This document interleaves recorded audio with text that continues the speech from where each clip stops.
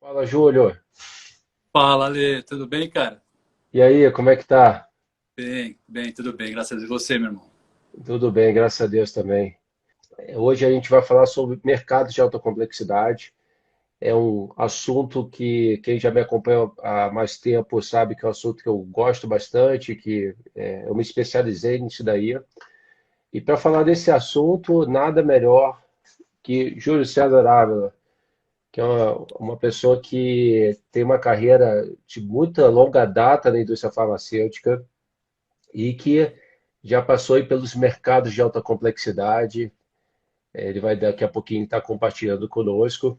E hoje ele está trabalhando numa empresa que trabalha com doenças raras. Então ele daqui a pouco vai falar um pouco mais sobre isso para a gente. Mas o objetivo hoje é a gente entender um pouco melhor esses mercados, na visão do Júlio, porque ele tem muita experiência. E o Júlio, ele é muito interessante, porque quando eu convidei ele, ele topou, e eu agradeço muito pela sua gentileza, Júlio, de estar é, aqui conosco, porque eu sei que é um horário que às vezes a gente tira de estar fazendo alguma coisa, mas muito obrigado pela sua gentileza. E quando eu convidei o Júlio, ele falou, cara, vamos fazer, acho que é legal esse assunto. E eu gostaria, de fato, dele estar trazendo essa visão, né, que eu tenho a minha opinião, eu tenho a minha visão, mas a gente sempre trazer pessoas que estão lá sentados na cadeira, tendo as experiências, é muito legal. Então, Júlio, meu irmão, muito obrigado por você estar aqui conosco. A gente vai começar agora e eu queria que, primeiro, falar que você tem um fã-clube, né? Então aqui eu quase aumentei em 1.000 seguidores no Instagram só porque eu botei essa live contigo, né? Então Eu achei, eu juro que eu achei, Ale, que só minha esposa e meu time ia entrar, cara. Mas, pô, tô vendo bastante gente entrou. cara, tem a galera que gosta muito de você, e isso é muito bacana. Júlio, eu vou pedir aqui para você agora se apresentar, para quem não te conhece, e contar um pouco da sua história na indústria farmacêutica, por onde que você começou, o que que você fez e o que que você está fazendo atualmente. Tá bom, Ale, tá bom. Bom, primeiro, boa noite a todo mundo aí que tá. Popstar não, paixão, não sou popstar não. Boa noite para todo mundo que tá assistindo a gente aí. Boa noite, Ali. Obrigado pelo convite também. Eu acho que a gente estava devendo essa live, né? O primeiro convite que você fez no passado, eu não estava num bom momento no meu estado físico, né? Para quem sabe, eu fui um paciente, tive um câncer no ano passado, né? E estava no meio desse processo, aí o Ali me convidou. Acabei declinando na época e retomamos o assunto hoje.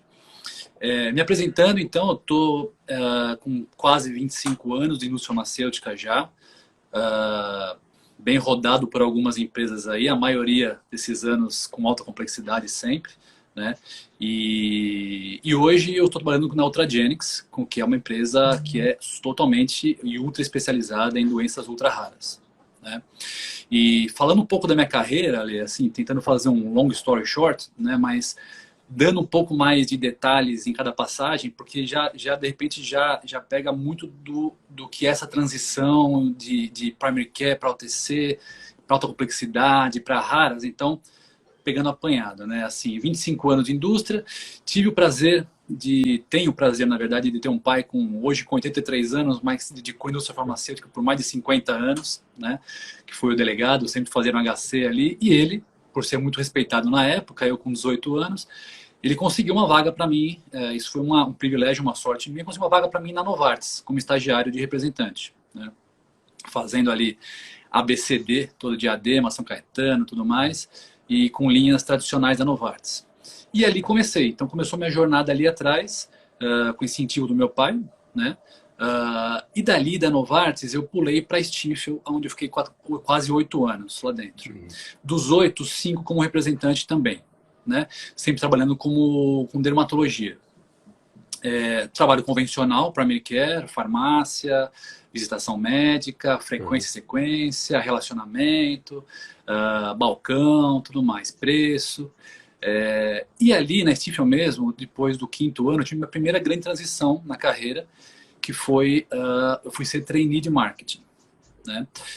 Como trainee de marketing, não era bem o que eu queria uma vaga de gerente de produto na época, eu me sentia pronto Uhum. para isso, Mas foi a grande lição que eu tive, porque como trainee eu fiz só equipe de suporte, passei por inteligência de mercado, passei por eventos, passei por suporte à força de vendas, né?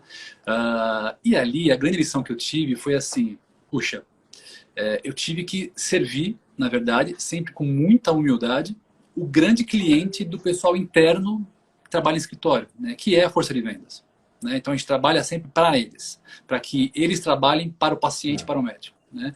Então foi importantíssima essa minha passagem, e aí sim assumi uma gerência de produto na Stifel mesmo, e fiquei lá por mais 2 anos.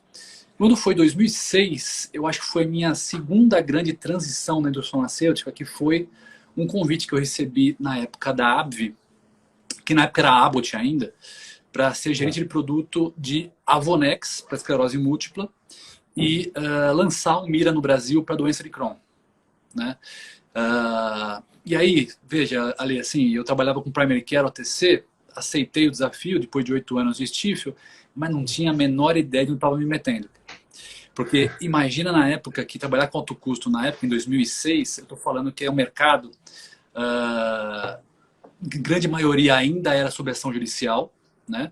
Farmácias especializadas, não tinha DataSUS na época, então não tinha auditoria nenhuma, e é tudo o reverso do que eu fazia. Trabalhava com muita auditoria de mercado, trabalhava com prescrição médica, compra na farmácia, nem sabia o que era judicialização na época. E aí, para mim, foi um aprendizado fantástico na AbbVie, porque, principalmente com o Mira. Porque hoje, se você pegar hoje as empresas todas delas, desde uma biotech como a Ultragenyx até uma Big Pharma como a Novartis, você tem pessoas especializadas para fazerem alguns departamentos especializados, como, por exemplo, farmacoeconomia, você pega acesso, você pega associações de pacientes, você pega, que mais? Conitec, reembolso, preço, dispensação. Então você tem áreas específicas que trabalham com isso. Naquela época, em 2006, não existia isso ainda. Sim. Era o gerente de produto que liderava todo esse processo. Então eu peguei uma fase de ouro para mim, como aprendizado, que eu acabei liderando tudo isso. Farmacoeconomia, acesso, reembolso, Conitec, custo-efetividade, dispensação, compra estadual, compra federal, negociação com o governo, inclusão no rol da ANS, contato próximo com o paciente, porque primary care a gente quase não tinha, mas em alto custo você tem que ter esse contato mais próximo. Associações de pacientes, que mais? Puxa, programa de suporte ao paciente, por exemplo, né? Então, tudo isso eu acabei liderando naquela época, que hoje já existem muito departamentalizado, né? E tive o prazer de trabalhar com mestres sensacionais da indústria, que, se falar os nomes aqui, todo mundo conhece, como Paulo Aquino, Márcio Moscatelli, Roberto Alvarenga, Roger Miyake, a Marta Pena, enfim, Caetano Gruppi. E para mim foi uma experiência fantástica durante esses 3 anos que eu fiquei lá na AbbVie, já em alto custo, mas me adaptando a isso, porque é realmente muito difícil nessa transição de primary care, OTC, para alto custo, alta complexidade. Né?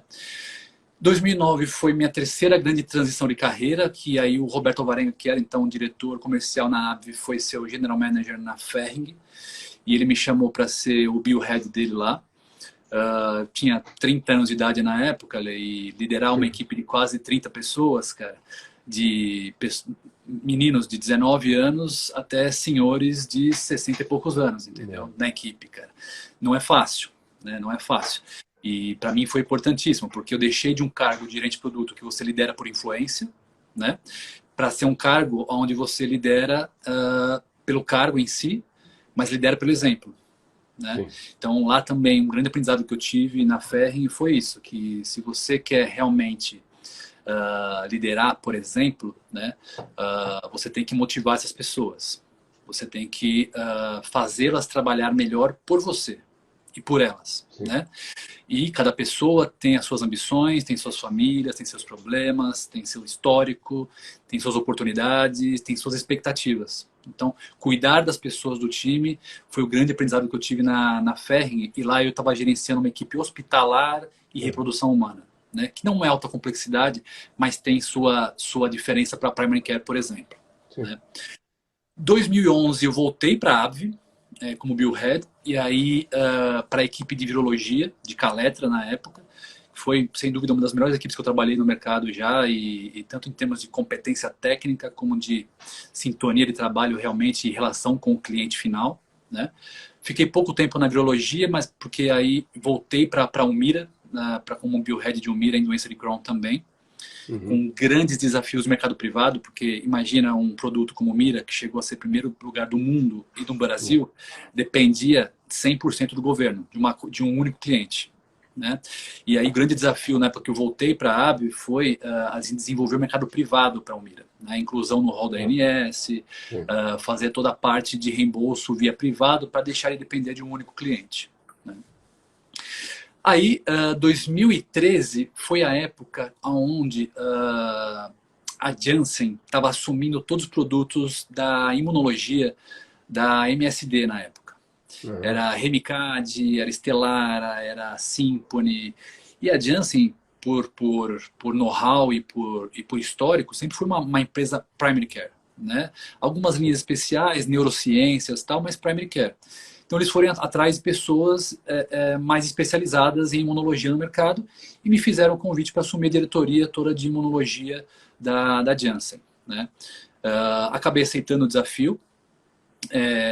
Eu acho que ali um grande aprendizado que eu tive foi o contato com um mercado de centros de infusão, por exemplo, de Uhum. Remicade, né, que é um mercado privado, Sim. que é muito parecido com a oncologia, né, e tem suas particularidades bem diferentes do mercado público de Humira que eu tinha. Eu fiz uma PDP, a gente fez uma PDP lá com o Remicade também, e Sim. PDP é outro aprendizado gigante, a Uhum. relação com o governo para se concretizar uma PDP, é uma novela gigante, mas é um grande aprendizado também. E na época eu decidi sair, mas lógico, tendo esse histórico todo em imunologia e alto custo, complexidade, eu queria fazer algo diferente. Em Uhum. 2015 surgiu o Alexion no meu caminho, que foi sim acho que a quarta grande transição de carreira. Depois de trabalhar com primary care, OTC, virologia, hospitalar, reprodução humana e muito tempo em imunologia, aí doenças raras com Alexion. Né? Fui ser o diretor de unidade de negócio lá para Soliris. Né? Eu aceitei o desafio. Primeiro porque nas entrevistas todas você quando tem contato com um produto como o Soliris, por exemplo, e é a síntese de um produto de doença rara, né, que salva a vida realmente do paciente, é a única opção que aquele paciente de doença rara tem na vida dele, né, é aquele tratamento. Comecei a ficar apaixonado com o meu propósito de vida também. Né? E segundo, porque a proposta era, puxa, me ajuda aqui a consertar tudo isso. Vamos registrar produto, vamos registrar preço, tentar reembolso, tudo mais. E por aí foi, Ale. Assim, um grandíssimo aprendizado em doenças raras, 3 anos de Alexion. Sim. Né? Eu acho que aí começa a grande diferença já para uma linha de doença rara para todas as outras que eu trabalhei.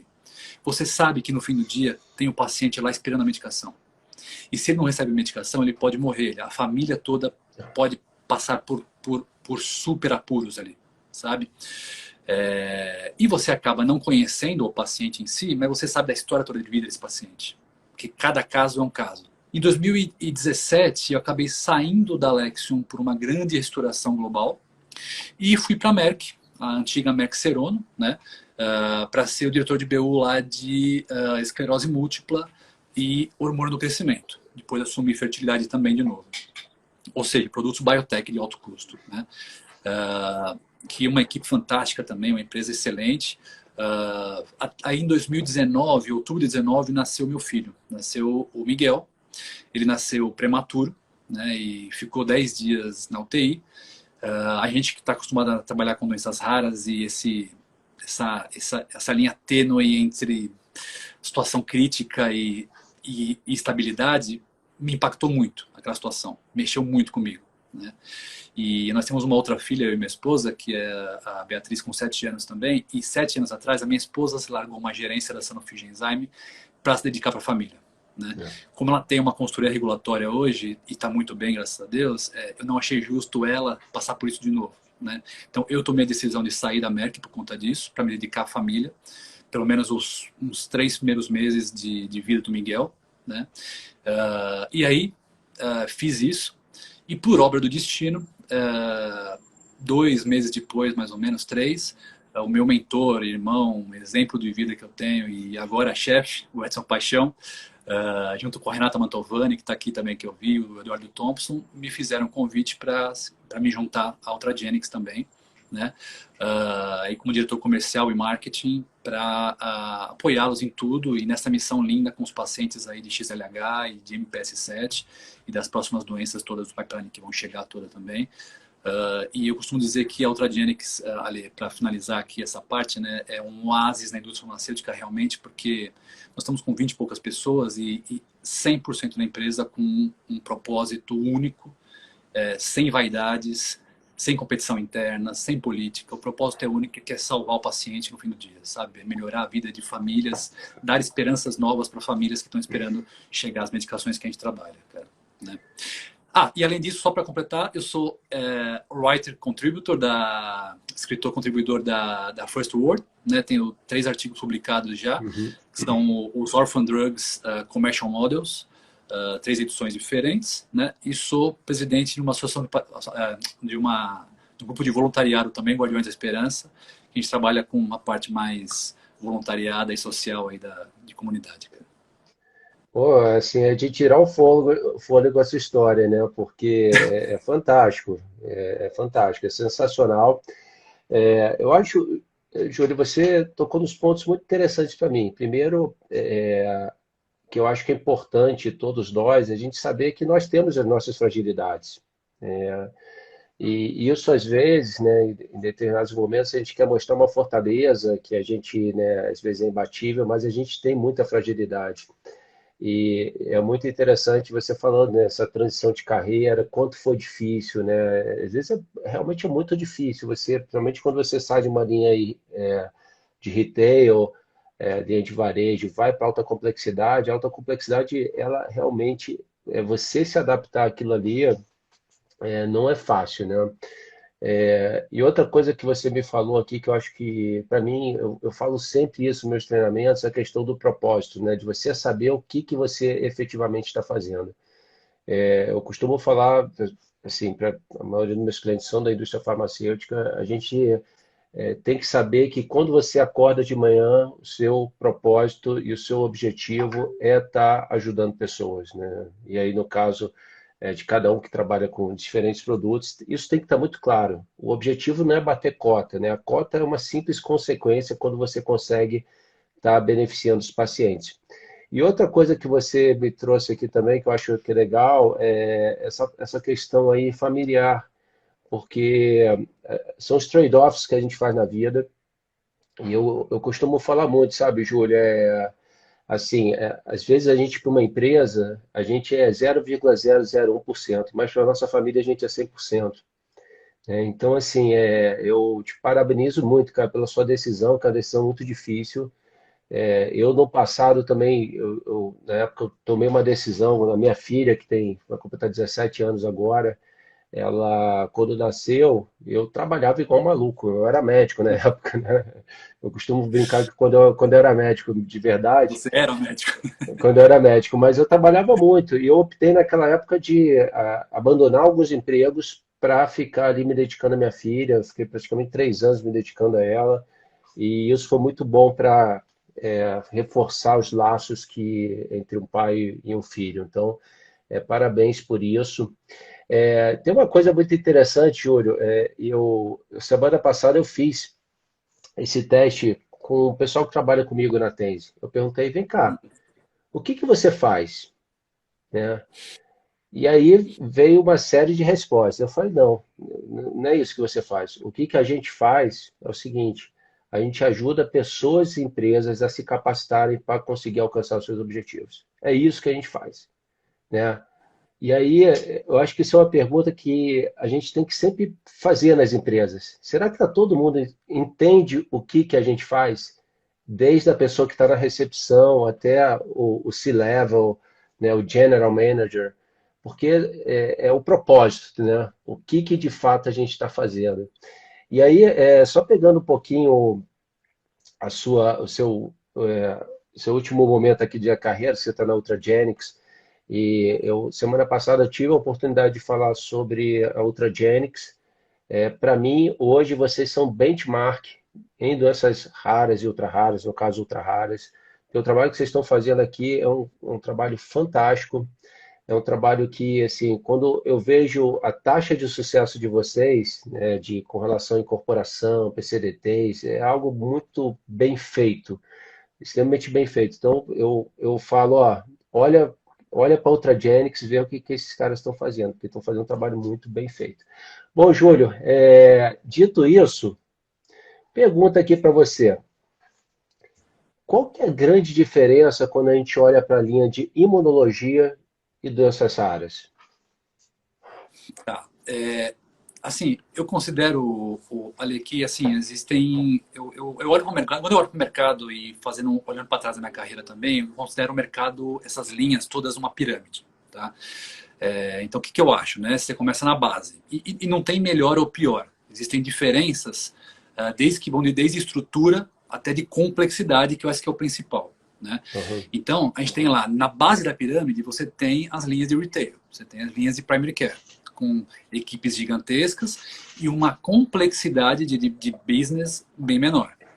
Na sequência da pirâmide, mais achatando ali, você tem as linhas hospitalares, né? Que ainda não são alto custo, mas assim, são mais complexas do que um simples trabalho de farmácia, né? E são equipes menores também. Na sequência, você já passa para aquelas linhas que já são de alta complexidade, mas são trabalhos mais harmonizados e padronizados, né? Como virologia, imunologia, né? Uhum. São linhas onde você tem de esclerose múltipla, são linhas onde você tem um certo padrão de trabalho já também, e de menor complexidade. Quase na base da pirâmide, você vai encontrar ali as linhas de oncologia. Porque oncologia, você tem o número de produtos no mercado novos, de combinações diferentes para tratamento Uhum. e de tipos de reembolso diferentes, sim, é complexo isso também, né? E equipes menores, mas num grau de complexidade menor ainda, que é o topo da pirâmide, que para mim são as equipes de doenças raras, né? Uhum. Onde são equipes enxutas, pequenas, onde só tem geralmente gente muito, mas muito experiente, né? E sim, uma complexidade gigantesca. Especificamente para responder a tua pergunta entre imunologia e doenças raras, eu acho que eles não estão totalmente, mas a grande maioria estão ligadas a três pontos principais. Tá? Um ponto principal do trabalho é o grau de conhecimento sobre as doenças da imunologia e doenças raras do médico e do paciente. Uhum. Isso faz muita diferença, porque o trabalho na imunologia ele já está um pouco bem estabelecido, né? Uhum. Então, o trabalho do consultor técnico, né, não é sobre a doença em si, é mais você ganhar um market share, você falar dos seus produtos através de dados científicos, tudo mais. Sim. Para doença rara, o grau de conhecimento é zero, né? Então, a complexidade para você ensinar o médico, inclusive, que aquela doença existe e que ele pode ter paciente sofrendo há anos com isso e ele não percebeu, é gigantesca, né? Isso já nos leva ao segundo ponto principal de diferença entre imuno e doenças raras, que é a complexidade e grau de dificuldade para se chegar ao diagnóstico. Por que também? Porque na imunologia já é padronizado, você tem padrão já. Como que eu vou Sim. identificar um paciente para doença de Crohn? Ou para artrite reumatoide? Ou para psoríase? Você sabe já quais são os padrões, o standard, faz os testes que estão disponíveis na maioria, ou os laboratórios mesmo já oferecem há muito tempo. Os médicos fazem rapidamente e tem o diagnóstico. Para doenças raras, já não. Assim, na grande maioria das vezes, são testes genéticos. Que às vezes o painel genético é feito lá fora só. E a grande maioria dos médicos não tem experiência nenhuma em fazer, somente os grandes que líderes de opinião têm, os grandes centros.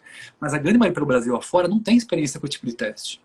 Então ele precisa aprender a interpretar o teste também. E Sim. às vezes o teste chega inconclusivo. Então, assim, a demora para se chegar ao diagnóstico e o grau de dificuldade é muito grande, né? Então esse é o segundo ponto, grande diferença entre as duas linhas.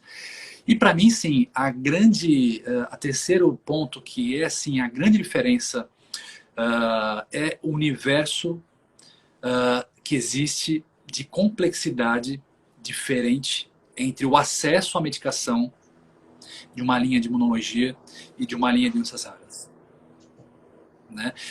A imunologia, assim, hoje em dia, me vi me atualizando sobre isso com alguns amigos, né? E eles não, hoje já está incorporado, está incorporado. Então, a grande maioria dos produtos já estão incorporados na Conitec, né? Então, você é diagnosticado, você preenche um formulário, faz alguns exames, retira a medicação na dispensação farmácia especializada depois de 3, 4 meses. Em doenças raras, assim, primeiro é awareness, educação médica, diagnóstico difícil e o acesso vai demorar 1 ano e meio. Por quê? Porque, infelizmente, hoje, o único jeito, antes de se chegar ao reembolso, que a gente conseguiu agora, como você mesmo disse, e obrigado pelas palavras, porque eu realmente nunca vi isso na indústria farmacêutica, 2 produtos incorporados em menos de 7 meses, né? Mas até se chegar ao reembolso, demora 2 anos praticamente, 2, 3 anos. E se conseguir chegar, e o único jeito do paciente ter acesso à medicação é através da ação judicial, judicialização, né? O que é muito complexo no Brasil e está demorando em torno de 1 ano e meio para se chegar nesse ponto. Então, para mim, essas 3 são as grandes diferenças. O grau de awareness e educação médica, a complexidade diagnóstica e depois o acesso à medicação. Legal. Eu concordo, Júlio, contigo. Eu vejo, por exemplo, hoje, pegar a questão da imunologia. A imunologia, assim, a incorporação de tecnologias no Sistema Único de Saúde foi uma coisa muito grande que aconteceu nos últimos anos. Então, você pega hoje, no caso, artrite reumatoide, praticamente todos os produtos estão lá. Os medicamentos aí, tanto infusionais quanto subcutâneo, as terapias orais estão chegando também, sendo incorporadas no Sistema Único de Saúde. Então, assim, tá muito esse fluxo de acesso, e acesso eu falo no conceito da incorporação, está muito bem definido. Nessas áreas, né, essa questão aí que muitas vezes o acesso inicial, a maioria das vezes é a demanda judicial, usando aí o artigo 196 da Constituição Federal, né, saúde, direito de todos e dever do Estado. Então, deve o Estado garantir a saúde de todos. E o que eu vejo também, né, assim, quando a gente olha o racional de incorporação de tecnologias para nessas áreas, você nunca pode pensar na questão de impacto orçamentário ou uma análise de custo-efetividade que nunca vai, né? Ou limiar de custo-efetividade, que nunca vai existir, né? Então você tem que ter esse olhar de fato para o indivíduo em vez do coletivo, porque são pessoas que hoje têm a doença, têm tratamentos disponíveis e tem que, de alguma forma, garantir com que esse tratamento chegue a esse paciente. E aí uma coisa que eu vejo também nessas áreas, e é um sentimento meu, posso estar equivocado, se eu tiver, você me sinalize, por favor, doenças raras e ultra raras, está sempre naquele fio da navalha. Está no fio da navalha na parte de pesquisa e desenvolvimento, porque para esse produto ele conseguir chegar e mostrar eficácia e segurança é muito, muito difícil. E principalmente quando a gente olha para os estudos, né? Porque são estudos, principalmente com metodologias com limitações, até pela questão do tamanho amostral. Você está falando aí de um estudo de fase 3, que é com 30, 40 pacientes, com uma série de limitações, estudos abertos e tudo mais. E tem a outra questão para mim também, Júlio, que pega muito em doenças raras, é a parte de precificação na CEMED. Tá? Então, a parte de precificação, para mim, é uma outra parte que tem que estar sendo muito bem avaliado o mapeamento de risco. E aí eu me lembro uma vez que teve um produto que eu trabalhei, 2 produtos, né? Um produto a gente teve um preço muito abaixo do que era para uma doença rara, muito abaixo do que a gente pleiteou. E o outro produto que a gente foi, que era para a área de imunologia, a gente estabeleceu um preço, fomos com uma boa estratégia para a CEMED, mas antes da gente ter o preço definido pela CEMED, o preço que a gente estava pleiteando, a gente não contratou força de vendas, né? Porque o risco era muito grande, Insegurança né? de ter aprovado, né? Exatamente. Então, quando teve o preço definido e foi o preço que a gente tinha pleiteado, opa, ufa, agora vamos lá e vamos contratar a força de vendas. Mas, assim, a minha sensação é que quem trabalha com doenças raras e doenças ultra raras está sempre, né, nesses, digamos, no fio da navalha, porque é tudo muito difícil, né? Desde a parte de pesquisa e desenvolvimento até, como vocês estão fazendo muito bem, garantir de fato com que o medicamento esteja na ponta para o paciente. E aí, pegando essa questão relacionada ao acesso, e o acesso aqui eu estou falando do conceito da incorporação, porque o conceito de acesso para mim, acesso é paciente usando o produto, né? É isso Esse que é o aí. conceito de acesso para mim. E quando a gente pensa na questão da incorporação, hoje, para doenças raras, você entende que o papel de relações governamentais é algo muito importante? Demais, demais, demais, assim, olha.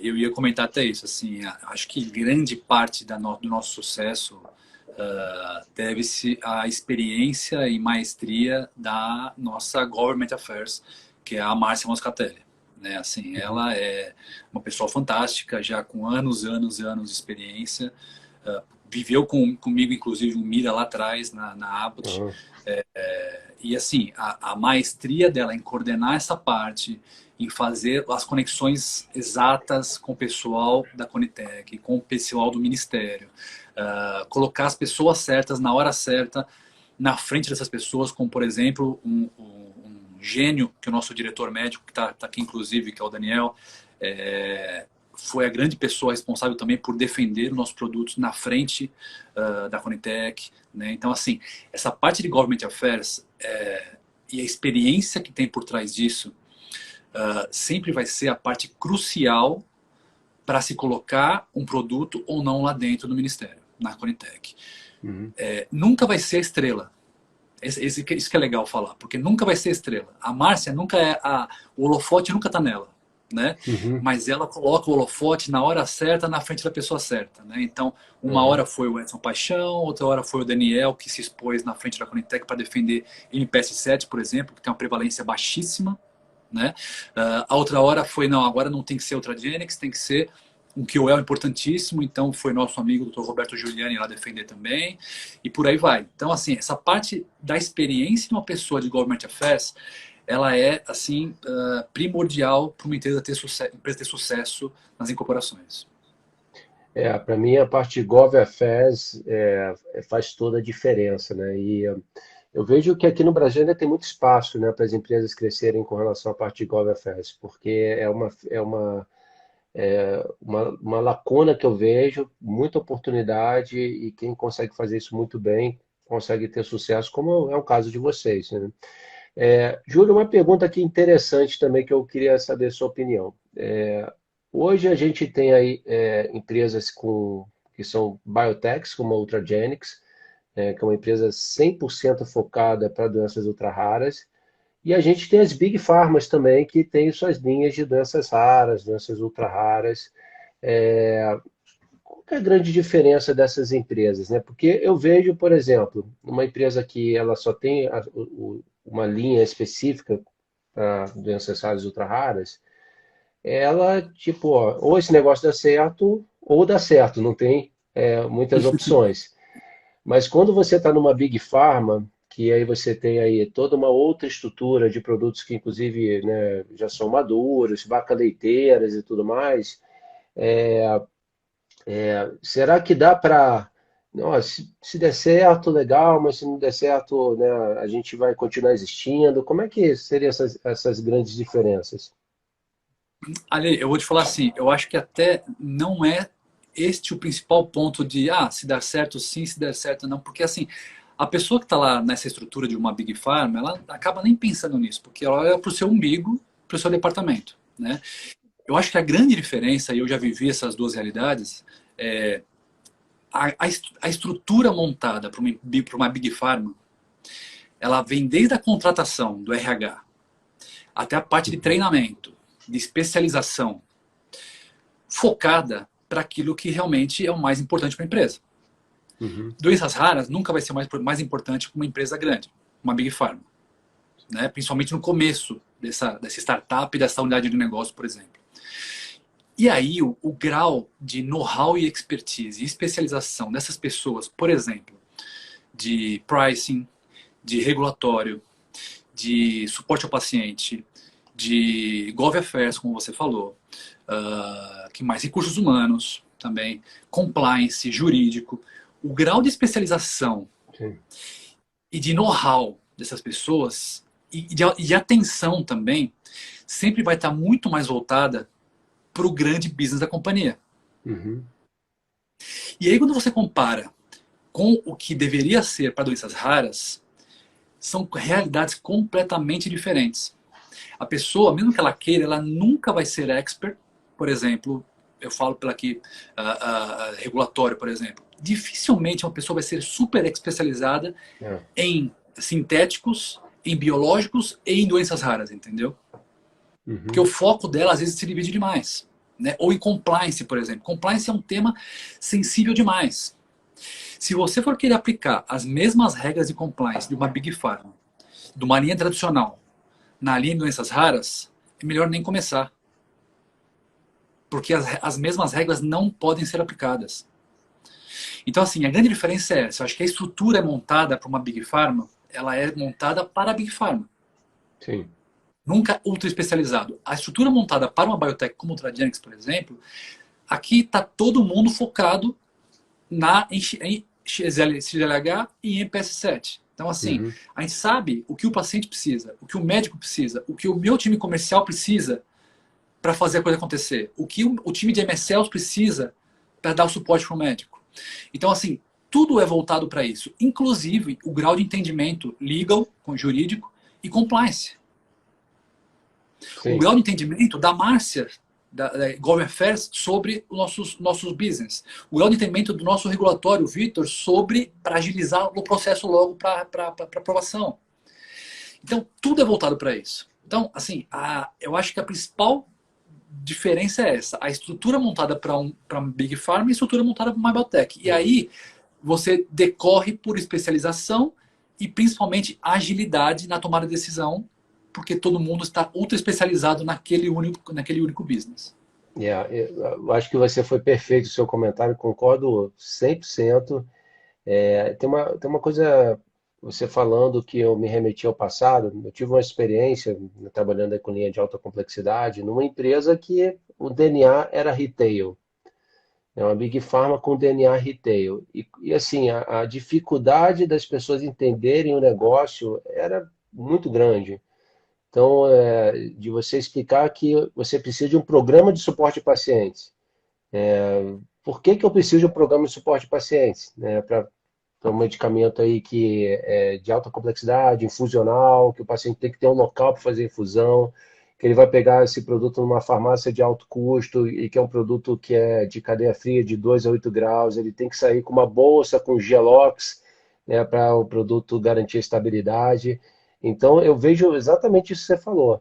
E essas estruturas menores, né, como você bem disse, toda focada para aquele business. O Edson até comentou aqui, a tomada de decisão muito mais rápida também, porque as Big Pharmas, a sensação é como se fosse um transatlântico, né, virando para mudar, né, enquanto que uma biotech é literalmente um jet ski, né, as tomadas de decisões são muito rápidas, né, as mudanças elas acontecem muito mais rápidas. Mas muito bem comentado. Eu acho que também tem uma questão interessante, né, Júlio, quando você trabalha numa Big Pharma e vai para uma biotech, uma startup, a questão que assim, quando você está numa Big Pharma, você estala o dedo, sai um bocado de coisa ali. É tudo muito mais, tá na sua mão, né? Várias equipes, um bocado tem analista de tudo, né? Tem um bocado de informações. E quando você vai para uma biotech, você tem que fazer muitas coisas que você, inclusive, não estava acostumado a fazer, né? Então, acho que é muito legal. Deixa eu até fazer uma pergunta aqui para você também, aproveitar. Hoje, qual que são as competências que você acha que uma pessoa para virar consultor técnico de uma linha de doenças raras precisa? Bom, tem até um tripé que vocês usam na Tense, né? Que eu acho que meio que sumariza bem essas competências todas, né? Então, assim, falando de alta complexidade primeiro e depois eu movo para doenças raras, tá, Ale? Tá. Alta complexidade, assim, primeira coisa, um ponto é a pessoa tem que entender de acesso ao mercado. Então a pessoa tem que realmente se preparar e se capacitar para entender de acesso ao mercado. E aí, como você diz, acesso ao mercado é terapia na mão, paciente tomando medicação. Então você tem que entender desde precificação, tem que entender desde judicialização, incorporação na ANS, incorporação na Conitec. Né? Então, a vivência vai te trazer isso. Mas se preparar e se capacitar para isso é muito importante. Né? Então, primeiro pilar, e o que eu olho muito para isso é se a pessoa entende de acesso. Né? O segundo ponto, que é muito, mas muito importante também, é uma coisa que pode parecer clichê e básica, mas não é, que é uma gestão de contas. Né? A gestão de contas no retail, que é uma gestão de contas que aí você pode ser um médico, pode ser um hospital, pode ser um convênio, pode ser o que for. É aquela gestão de contas 360 graus, onde você se dedica 360 graus, ou seja, 100% para aquele único paciente. Então você tem que conhecer na conta, você tem que conhecer o médico, o hospital, o comprador, a enfermagem, a farmácia de dispensação do hospital, você tem que conhecer as vias de acesso do hospital, se é autogestão, se é convênio, se pode ter uma judicialização, se é proibido ter judicialização, tem que conhecer qual o laboratório diagnóstico que envia os testes para aquele hospital, você tem que conhecer qual a equipe de geneticistas do hospital, enfim. A gestão da conta em si tem que ser a segunda parte que eu observo muito também, na competência, essa pessoa sabe fazer essa gestão toda. Né? E a terceira competência que eu acho que tem que ter, já para alta complexidade, e nem chegamos em raras ainda, é a competência técnica científica. A pessoa tem que gostar muito de estudar. Porque você tem que saber ler estudo clínico e ler um artigo científico e interpretar na hora isso e discutir de igual para igual para o médico. Porque é isso que vai fazer diferença no convencimento e no futuro tratamento no paciente. Né? Então, em resumo, é aquele tripé, né? A gestão de contas, o grau de conhecimento científico, estudos clínicos, e aí sim também o entendimento, não total, mas um bom entendimento de acesso ao mercado. Né? Movendo para doenças raras, eu já elimino que a pessoa tem isso. Então, para ir para uma doença rara, a pessoa tem que ter esse tripé. E aí, em doenças raras, como a gente, como você disse, a gente vive no fio da navalha sempre, né? Outras competências que eu olho para o perfil do candidato sempre, que quer trabalhar com a gente, né? É o grau de maturidade da pessoa, o grau de senioridade da pessoa, como a pessoa age sob pressão, e se realmente ela tem um propósito de vida. Por quê? Porque eu já eliminei aquela parte técnica, que é do tripé, agora eu olho a parte comportamental. Porque na frente de um médico, se o acesso for via judicial, demanda judicial, o médico tem que ter muita confiança em você para prescrever um produto. E você tem que ser muito sênior, muito maduro, muito sensato e passar essa confiança para o médico, sabe? Então, essa é a outra parte que eu olho mais também, além daquele tripé que eu já comentei. Não, eu concordo plenamente. Eu acho que hoje, para quem quer trabalhar no mercado de alta complexidade, esse tripé é essencial, porque você vai trabalhar ali com um painel de médicos mais especializados, que ele quer muitas vezes entender o estudo clínico, você vai ter que estar no mesmo nível, comunicando e dialogando com ele. E aí essa questão, inclusive, na minha opinião, quando a gente fala do acesso, que é acesso ao paciente tomando medicamento, o pontapé do acesso, muitas vezes, é você convencer o médico a prescrever seu produto. Né? Porque sem uma prescrição não haverá acesso de nenhuma forma. Então, você convencer é fundamental. A segunda é muito bem dito, gestão de contas, pessoal, no retail. É como você entra numa conta, você tem uma visão 360 graus, e muito interessante quando você está numa conta, às vezes o médico, ele não é nem a pessoa mais importante. Às vezes vai ser um farmacêutico, vai ser um enfermeiro, vai ser um comprador. Então, ter essa visão é muito importante. Às vezes a pessoa da TI, né? Às vezes a pessoa que está parametrizando o seu produto no sistema. Então, ter essa visão é fundamental.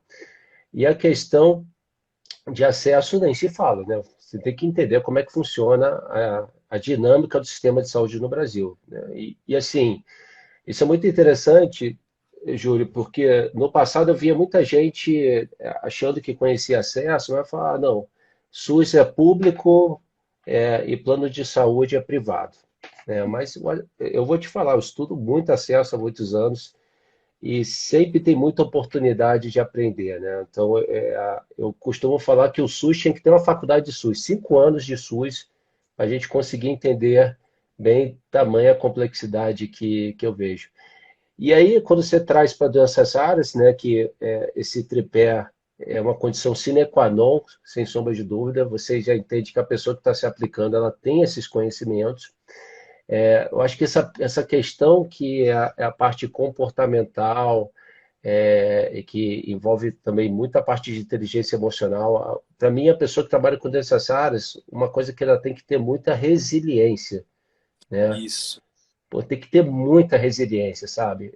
Eu me lembro de um dos produtos que eu trabalhei, a gente tinha a situação que a equipe conseguia gerar a demanda, a prescrição, mas aquilo ali não se convertia em demanda de medicamento, né? Tinha a prescrição gerada, então você trabalhar isso na equipe, a pessoa entender, ter resiliência, é algo que, para mim, é muito importante, né? Então, Resiliência, uma coisa assim, a gente recebe não todo dia, cara. É não. é, Não, não, eu não tenho essa doença aqui no meu ambulatório. Não, não tem paciente assim aqui. Não, eu não quero prescrever. Não, eu não posso prescrever. Não, o paciente não quer tratar. E depois que você consegue o sim, depois de muito custo, não, o juiz não aprovou a ação judicial. Não, o governo não quer comprar, o governo não tem dinheiro, o Estado não tem dinheiro. É tanto não, cara, que é, se não tiver resiliência no DNA, você não consegue trabalhar com raras também. não, com certeza, né? Quem trabalha com raras literalmente está remando contra a maré, né? Porque é tudo contra, né? As forças todas vão contra você, né? E você vai tendo resiliência para conseguir superar. Acho que esse ponto que você trouxe é muito importante, porque hoje o médico, para ele gerar uma prescrição por demanda judicial, ele tem que estar muito convencido do tamanho benefício que esse paciente vai estar tendo para fazer um relatório, porque para o médico também gera uma burocracia, e médico não gosta de burocracia, eu falo isso bastante. Para ele fazer um bom relatório, ele tem que estar muito convencido, né? Então, esse papel do consultor, de mostrar os benefícios que um produto vai trazer para um paciente, sem sombra de dúvida, fundamental. Bom, Júlia, a gente já está caminhando aqui para o nosso final. Eu acho que, assim, foi fantástico. Eu, particularmente, ficaria mais algumas horas aqui Eu ou- também, cara. ouvindo o que você tem aí para nos falar, porque é muita experiência, é muito conteúdo. Eu acho que a sua história, ela é uma história muito inspiradora, sabe? Das mudanças, as questões da gente reconhecer as nossas fragilidades como ser humano, que todos nós temos. Eu costumo falar também uma coisa que eu acho muito importante, a gente saber que o mundo dá voltas, né, e que um dia a gente está por cima, outro dia está por baixo, e que nada é fixo, né? Então, eu acho que a gente ter muita humildade é muito importante. A gente tem aqui o nosso mestre, que você trabalha com ele, o Edson é um cara que eu respeito muito ele, está aqui nos acompanhando, porque ele é uma pessoa que lidera uma equipe, né, muito pelo exemplo, e o Edson é um grande exemplo de humildade, né? A gente, você que trabalha com ele deve ser muito legal estar nesse trabalho. E eu deixo aqui, Júlio, para você fazer suas mensagens finais aqui para quem nos acompanhou, antes da gente estar finalizando. Assim, teve uma época no começo do Covid, Ale, que eu me predispus a ajudar as pessoas que perderam emprego por causa do Covid, a falar com as pessoas, né? Não sou ninguém, não sou melhor que ninguém, mas às vezes uma ligação Sim, e ajuda. E a grande maioria que me ligou são pessoas que estavam desempregadas e mais pessoas de primary care, linhas tradicionais, que queriam ingressar no mundo de raras, né? Queriam ingressar no mundo de alta complexidade, né? Então, uma das mensagens que eu deixo final aqui é de algumas pessoas que estão aqui, inclusive, assim, se capacitem, sabe? Treinem, invistam em treinamento, leiam muito, se preparem, e deem um passo de cada vez, sabe? Vamos para uma linha hospitalar, uma linha alta complexidade de imunologia, e chegamos em raras no final, ou oncologia, sabe? A sua hora chega, a sua hora chega. Com humildade sempre, resiliência sempre, desde o começo, para quando chegar em raras, a resiliência já vai estar no topo também, né? é. Mensagem que eu deixo também, final, é o que você disse, liderar por exemplo, e a gente está aprendendo sempre. Eu tenho no meu time, das 8 pessoas que eu tenho no time, assim, no mínimo 4 delas têm muito mais experiência do que eu em raras. Já estão 20 anos no mercado de raras, assim, então eu aprendo demais com o meu time, em todos os aspectos, sabe? E demais com meus pares, e demais com cada um da empresa. Por quê? Porque a gente exerce essa humildade. A gente está disposto a aprender com todo mundo, né? Como você disse muito bem, o meu irmão aqui, o Edson Paixão, e meu chefe, ele é um exemplo de humildade, cara. Ele, assim, quando alguém fala alguma coisa que ele não tem tanta segurança, ele ouve com atenção e aprende. E assume que não sabia, né? E a gente está aqui para assumir realmente erros. E é assim que a gente se porta na frente do médico também, né? Porque o médico não sabe tudo também, mas às vezes acha que sabe, né? E assim, é com muita humildade também que a gente tem que conquistar esse médico e passar para ele confiança necessária para que esse paciente no final ele tenha o acesso dele, tenha o tratamento dele, a prescrição dele também, né? E muita empatia também. E assim, agradecer o convite, agradecer aqueles agradecimentos finais, né? Assim, primeiro meus pais, acho que meu pai começou toda a história comigo, né, na indústria farmacêutica. Eu cresci vendo o lançamento de Redoxon, para você ter uma ideia, lá Ó, atrás, amostras grátis de Redoxon. E a oportunidade que ele me deu depois, me colocando no mercado. Agradecer muito, muito, muito, muito a minha parceira de vida, Ana Paula, aqui, minha esposa, que a gente tem uma parceria brilhante e me deixa feliz, me emociona todos os dias.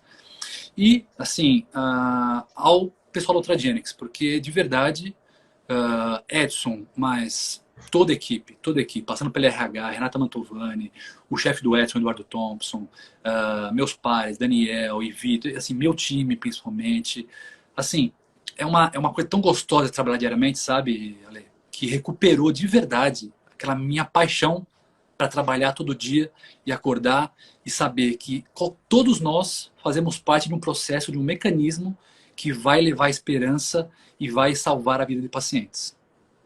Então, todos sabem perfeitamente qual é o seu papel no time. E todos sabem que fazem parte de um mecanismo que, se uma pecinha ali está danificada, o mecanismo não roda. E o paciente não vai conseguir ter acesso. Né? Então, agradecer esse time também, que todos trabalham com muita paixão. Aliás, né, a gente brinca que a gente trabalha com paixão, porque é o Edson Paixão também, mas a gente trabalha com paixão pelos pacientes também, cara. não, mas, ó, Júlio, as suas palavras finais são até muito emocionantes, porque é exatamente isso, sabe? Quem trabalha com a área da saúde e quem trabalha na indústria farmacêutica que está na área da saúde, pessoal, tem que ter isso, tem que ter, assim, muito propósito, tem que ter muita paixão no que faz e saber que está levando soluções para os pacientes, né? Tem muita gente aí que sofre e quando tem a opção aí de poder ser tratada, quando o medicamento chega, faz toda a diferença. Eu acho lindo o trabalho de doenças raras, ultra raras, como também várias outras. Quando a gente vê um paciente melhorando, é uma coisa simplesmente fantástica. Então, eu acho que isso que tem que estar muito claro para quem trabalha na indústria farmacêutica, para quem quer trabalhar em qualquer linha, é ter o propósito muito claro do que está fazendo, né? Que é salvar vidas, melhorar a qualidade de vida e aí, quando a gente fala, não é somente do paciente, né? De todo mundo que está na volta do paciente. Então, são familiares, são amigos e todo mundo. Então, Júlio, eu quero te Só agradecer um último muito. agradecimento, Ale. porque eu estava lendo aqui as pessoas comentando, cara, eu me surpreendi muito, assim. Aqui tem pessoas que trabalharam comigo no meu time e amigos, ainda amigos hoje, da Stifel, da Ferring, da Janssen, da AbbVie, da Alexion, da Ultragenyx, da Merck. Cara, me surpreendi bastante e, assim, muito obrigado para todo mundo que participou também aqui da live também. Eu falei, cara, você assim tem um fã-clube, muita gente gosta de você. E, pô, cara, eu só quero te agradecer muito pela gentileza, foi fantástico, adorei essa live. E eu queria agradecer a todos que nos acompanharam. Muito obrigado, tá, pessoal, por ter nos acompanhado. E até o nosso próximo encontro numa live. Júlio, um beijo aí no coração, meu irmão. Fica com Deus, você e sua família. E aí, pessoal, boa noite a todos. Bom descanso. Até a próxima. Tchau, tchau. Beijo no coração, Ale. Fiquem com Deus, gente. Tchau, tchau.